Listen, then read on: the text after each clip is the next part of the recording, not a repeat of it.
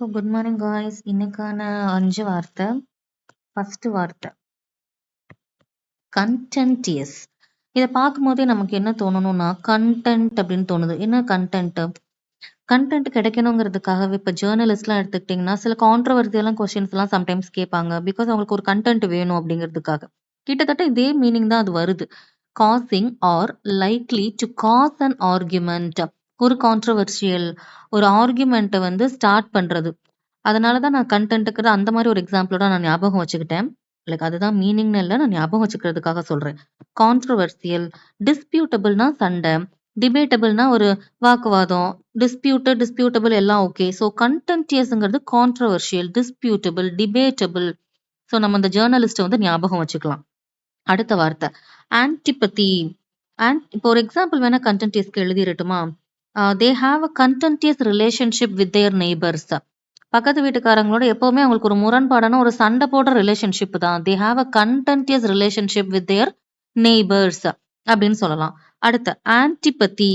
Anti அப்படின்னாலே இப்போ anti Indian அந்த மாதிரி சொல்லுவாங்கல்ல. லைக் எதிர்ப்பா இருக்கிறது. ஒரு விஷயத்துக்கு வந்து எதிர்ப்பா இருக்கிறது நம்ம. பத்திங்கிறது மோஸ்ட்லி இந்த எமோஷன்ஸுக்கெல்லாம் வரும்ல. சிம்பத்தி, எம்பத்தி,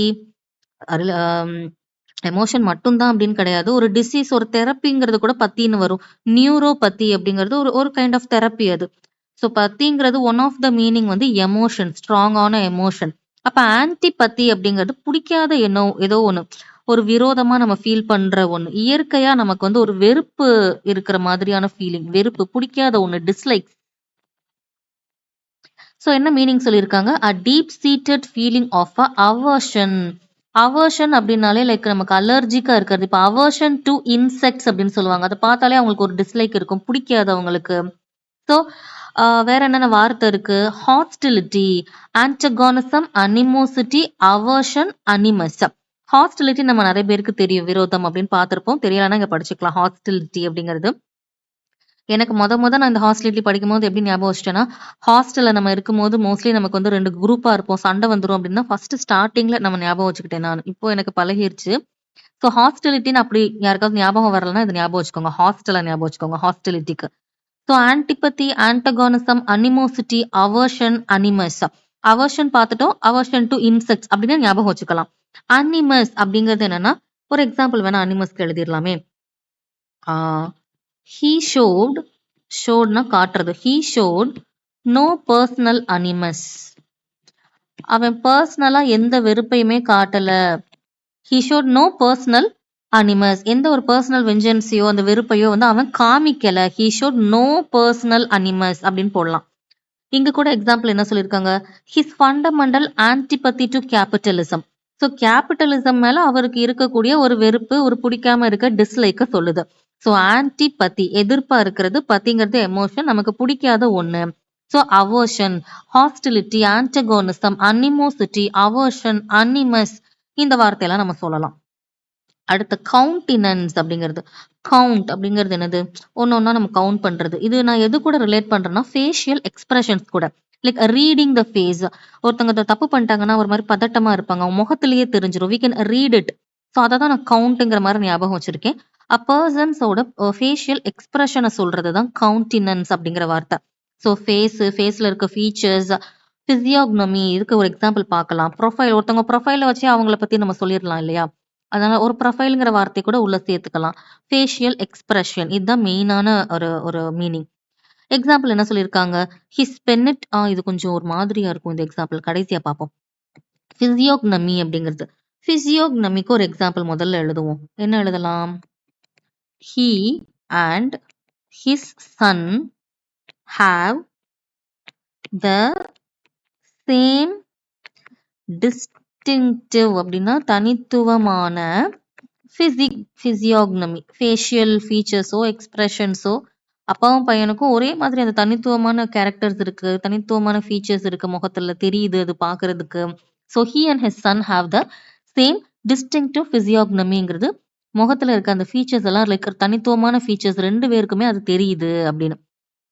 இதுக்கு இன்னொரு எக்ஸாம்பிள் என்ன சொல்லியிருக்காங்கன்னா, his impenetrable eyes and inscrutable countenance give little அவே.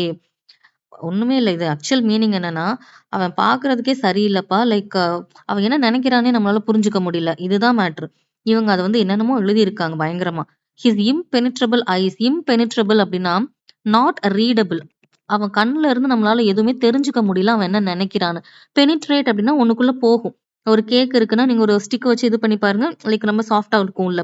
அப்ப இம்பெனிட்ரேட்டபிள்ங்கிறது லைக் அண்டர்ஸ்டாண்ட் பண்ணிக்க முடியல. அவன் என்ன நினைக்கிறாங்கிறது புரியல அப்படிங்கிறது. அந்த மாதிரியான கண்கள் இருக்கு. அண்ட் இன்ஸ்க்ரூட்டபிள் கான்டினென்ட்ஸ் அப்படிங்கிறதும் ஃபேஷியல் எக்ஸ்பிரஷன்ஸும் ஒண்ணுமே இல்ல. லைக் உம்முன்னு அப்படியே இருந்துட்டு இருந்தா அவங்க என்ன நினைக்கிறாங்கன்னே தெரியாது. எமோஷன்லெஸ்ஸா இருக்கிறது. இன்ஸ்க்ரூட்டபிள் கவுண்டனன்ஸ்னா அண்டர்ஸ்டாண்டபிளா இல்ல.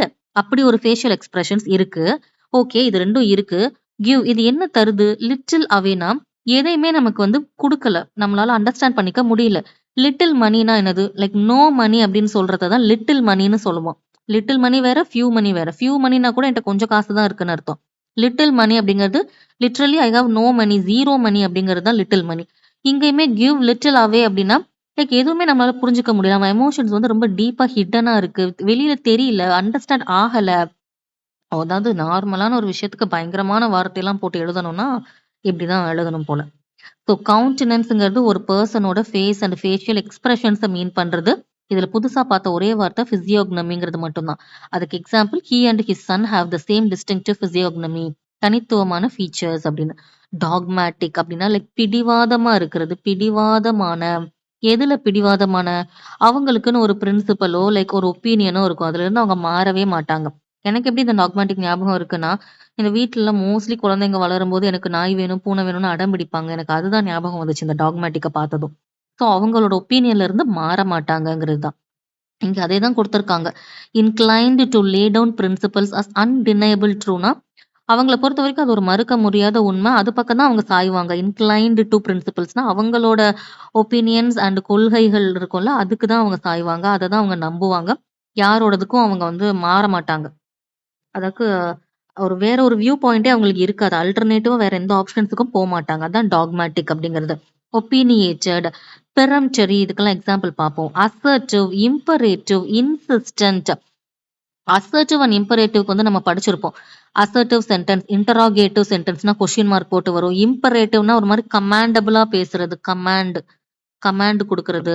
அசர்ட்டிவ் அப்படின்னா ஒரு மாரி ஃபேக்ட் என்னவோ, ஒருத்தவங்களோட ஒப்பீனியன்ஸ் என்னவோ அத பத்தி சொல்றது தான் அசர்ட்டிவ் சென்டென்ஸ்ன்னு சொல்லுவோம்ல. அது எல்லாமே இங்க வருது.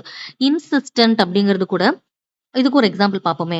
ஸோ முதல்ல டாக்மேட்டிக் அப்படின்னா ரொம்ப பிடிவாதமா இருக்கிறது. ஒப்பீனியனேட் அவங்க ஒப்பீனியன்ல இருந்து மாற மாட்டாங்க. Peremptory, assertive, imperative, insistent. Peremptory அதுக்கு என்ன எக்ஸாம்பிள் எழுதலாம் அப்படின்னா, his peremptory tone, his peremptory tone tone of voice. அவனோட அந்த கமாண்டபிளா இருக்கக்கூடிய அந்த ஒரு வாய்ஸ், அந்த ஒரு tone irritated everybody. Like Hitler மாதிரி ஒரு மாரி நான் சொல்றதுதான ஒரு மாரி கமாண்டபிளா பேசுவாங்க. டாமினன்ட்டா பேசுவாங்க இல்லையா?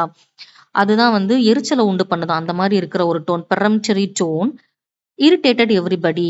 ஸோ இந்த எக்ஸாம்பிள் ஞாபகம் வச்சுக்கலாம். அடுத்த இன்சிஸ்டன்ட் அதுக்கு கூட என்னன்னா, ஒரு அழகான எக்ஸாம்பிள் பார்த்தேனே. He listened to the insistent crashing of waves on the ocean. நிப்பாட்டாம அடிக்கிற அந்த அலை அத வந்து அவர் லிசன் பண்ணிட்டு இருந்தாரு. இந்த இடத்துல இந்த அலைய வந்து கிராஷிங் ஆஃப் வேவ்ஸ் கூட ஏன் இன்சிஸ்டன்ட் அப்படி சொல்றாங்க அப்படின்னா, லைக் அது வந்து நிறுத்தவே நிறுத்தாது. ரெஃப்யூஸ் பண்ணும் நிறுத்தாம இருக்கிறது. இதுவும் அப்படிதானே. ஒப்பீனியன்ல இருந்து மாறவே மாட்டாங்க. அடமா இருப்பாங்க. அது மாரி அலை வந்து அடிச்சுட்டே இருக்கு நிக்காம கன்சிஸ்டன்ட்டா. ஸோ இன்சிஸ்டன்ட்ங்கிறது ரெஃப்யூசிங் டு ஸ்டாப். அந்தோட இதுல அந்த கடல் வந்து ஒரு இதுவா இருக்கு. அத அவர் வந்து லிசன் பண்ணிட்டு இருக்காரு. Insistent crashing of waves. வேவ்ஸ்க்கு இப்படி ஒரு அட்ஜெக்டிவா சொல்றாங்க இன்சிஸ்டன்ட் அப்படிங்கறத. ஸோ டாக்மேட்டிக்னா opinionated, peremptory, assertive, imperative, insistent. அடுத்த வார்த்தை அப்ரப்போஸ் அப்படிங்கிறது லைக் பொருத்தமான. கரெக்டான டைம்ல பேசுற கரெக்டான சென்டென்ஸ் அப்படிங்கும்போது இந்த மாதிரி வார்த்தையை யூஸ் பண்ணலாம். இதோ very appropriate to a particular situation. அந்த சிச்சுவேஷனுக்கு ஏத்த மாதிரி ஒண்ணு பண்றாங்க இல்ல பேசுறாங்கன்னா அந்த மாதிரி இடத்துல அந்த அப்ரோப்போஸ் அப்படிங்கிற வார்த்தையை போடலாம். அப்ராப்ரியேட் ரெலவெண்டா பேசுறது. Opposite, apt. இந்த ஆப்போசிட்டுக்கும் பெர்டினன்ட்டுக்கும் நம்ம எக்ஸாம்பிள் பார்ப்போம். இங்க என்ன குடுத்திருக்காங்க? The song feels apropos to a midnight jaunt. Jauntனா ட்ரிப். இந்த மிட்நைட்ல போற இந்த வெக்கேஷன் இந்த ட்ரிப் வந்துட்டு இந்த சாங் ரொம்ப பொருத்தமா இருக்குப்பா. இந்த ட்ரிப்ல இந்த சாங்க கேட்கறதுக்கு அப்படிங்கும்போது apropos அப்படிங்கிற வார்த்தைய போடலாம். பெர்டினன்ட் அப்படிங்கிறது ஒரு எக்ஸாம்பிள் சொல்லணும்னா, the information is not pertinent to this study. இந்த ஸ்டடிக்கு நீங்க சொல்ற இன்ஃபர்மேஷன் வந்து பொருத்தமா இல்ல. It's not pertinent to this study. The information is not pertinent to this study அப்படின்னு சொல்லலாம். ஆப்போசிட். ஆப்போசிட் அப்படிங்கிறதுக்கு எக்ஸாம்பிள் என்ன சொல்லலாம்னா, it comes at an opposite moment. கரெக்டான தருணத்துல அது வந்துருச்சு. ஏதோ ஒண்ணு வருது கரெக்டான தருணத்துல. ஆப்போசிட் அப்படிங்கிறது. இது கூட ஒரு இன்அப்ராப்ரியேட் இதெல்லாம் நம்மள எரர்லாம் கண்டுபிடிக்க சொல்லுவாங்க இல்லையா? வார்த்தையில ஸ்பெல்லிங் மிஸ்டேக் போட்டு. நமக்கு தோணலாம். லைக் ஆப்போசிட்டா வந்து அது வந்துருச்சு அப்படின்னு. ஓபிபி அப்படின்னு தோணலாம். லிட்ரலா வேற மீனிங். அதாவது ஒரே இதுக்கு வேற மீனிங். அது வந்து என்னன்னா ஆப்போசிட்டா சொல்றது. இது வந்து கரெக்ட்டா பொருத்தமான இது அப்படிங்கிற மீனிங். மேபி இந்த வார்த்தை தெரியாம இருந்துட்டுனா ஒரு மார்க் நம்ம தாராளமா விட்டு குடுத்துருப்போம். ஓகே இதுதான் தப்பு அப்படின்னு. ஆக்சுவலி நோ எரரா இருந்திருக்கும் அது. ஸோ இந்த வார்த்தைய பார்த்ததும் எனக்கு வந்து டக்குன்னு இந்த ஒரு விஷயம் தோணுச்சு. ஸோ அத நான் ஷேர் பண்றேன். ஸோ ஆப்போசிட் அப்படிங்கிறது ரொம்ப பொருத்தமான தருணம் அப்படின்னு. பெர்டினன்ட்க்கு எக்ஸாம்பிள் பார்த்துட்டோம்.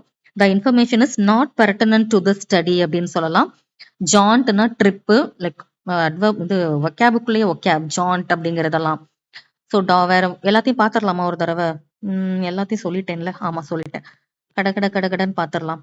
ஸோ கண்டென்டியஸ் அப்படின்னா லைக் கான்ட்ரவர்சியா ஒன்று கிரியேட் பண்றது. ஸோ கான்ட்ரவர்சி, டிஸ்பியூட்டபிள், டிபேட்டபிள் எல்லாமே. ஆன்டிபத்தி அப்படின்னா எதிரான ஒரு ஃபீலிங், ஒரு எமோஷன். நமக்கு வெறுப்பு, dislike. Hostility, antagonism, animosity, aversion, animus. கவுண்டனன்ஸ்னா ஒருத்தரோட முகத்தை ரீட் பண்றது. மெயினா ஃபேஷியல் எக்ஸ்பிரஷனை சொல்றது. Face, features, physiognomy, profile, facial expressions எல்லாமே.